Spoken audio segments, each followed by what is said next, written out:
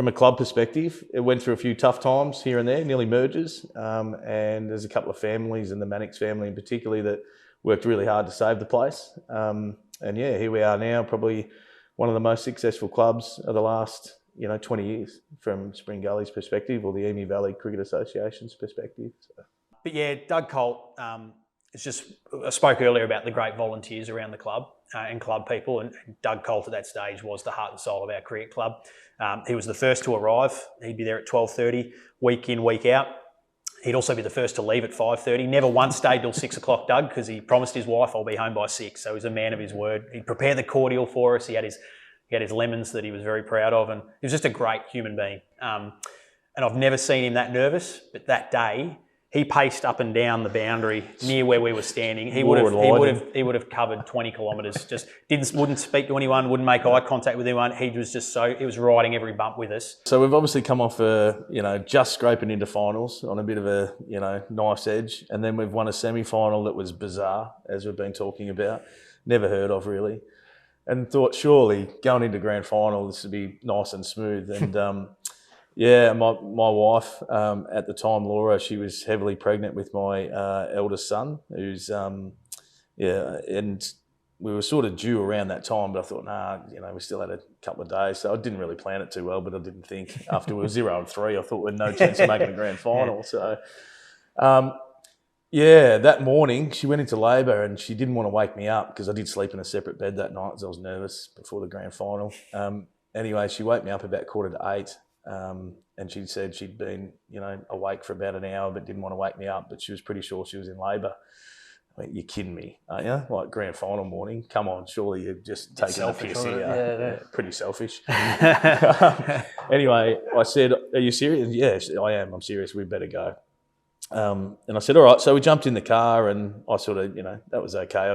My mind had changed from grand final to, the birth. And I rang Wayne Mannix at the time, and I said as I was walking and getting in the car, and I rang Wayne and I said, mate, Laura's gone into labour.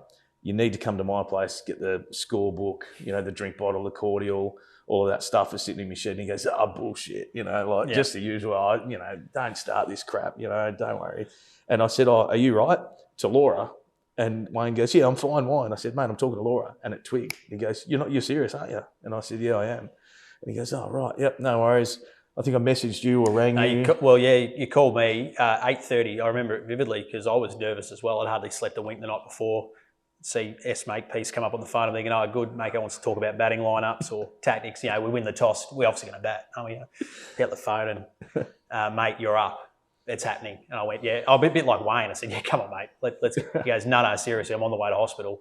You're going to have to do the toss and be captain. So I was like, wow. I mean, yeah, okay, fair enough. Get to the ground, and obviously I think the whispers had already started by that stage. We were playing out at Maiden Gully against Sedgwick, and Sedgwick were going for their first premiership in maybe their club's history, or a long, long time. So it was a big deal for them. They'd finished higher on the ladder than us. And yeah, I met Scotty McKenzie in the middle. We did the toss of the coin, and I think they just assumed, and rightfully so, our best batsman's not there, and no guarantee he's going to turn up today because he's at the birth of his first child. That if we won the toss, we'd bowl because then we'd use Mako on the Sunday. So we won the toss, but you never do anything but bat in a final, in a game at the best of times. So as the coin hit the ground, I just said, we'll bat. And I reckon Cackle's jaw hit the ground. He couldn't believe it. So off he went. And history will show that we got off to a pretty good start. Desi Gilmore and I put on 130 for the second wicket. That was after Scott Gray tore both his hamstrings running a quick single, which shows that quick singles weren't his go. Yeah. So he retired hurt early days. That wasn't ideal. But as I got out, I'd already heard the whispers that Mako had arrived. So obviously Sam, his son, had come into the world, all good there. And he gets to the ground. We cross paths in the middle. I said, righto, Skip, head down, work through the innings and get us a good score. First ball, he's just deposited over the fence, 15 rows. And I've just gone, all right, I think it's his day. So we all lifted as a side. And again, it's one of those things, again, in hindsight, we were never losing that grand final. We made 250 runs on the board and they never looked like it the next day. So it was an incredible day for Shaun, incredible weekend for Shaun personally, but for the team, to be a part of that moment and the way that all unfolded just adds to, the history of that grand final and that season overall. Season.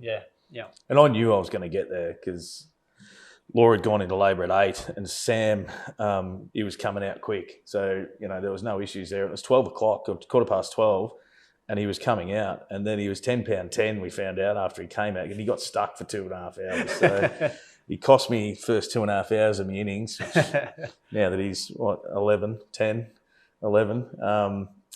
Yeah, so I knew I was always going to get there, and I kept hoping bat, because I'll get here. Like, I know I'm going to get here. And I was really thankful because I obviously wasn't in touch with them too much. I was checking my phone every now and again. But, they did a great job to be 135, I think, for 2 when I turned up, just after tea. And then I was able to go out and freewheel for a little bit. And I think might have been Stepp and maybe Mark Millard chimed in at the end. And to put 249 on the board on day one with our bowling attack, we only used 3 bowlers the next day. Like, that's kind of how we felt and how we went about it. They dug in, they put in a good effort, but it just got the better of them. And sure enough, we took the flag home. So I had to run straight back in and bath the little fella for the first time and get down to the club here and have a few beers.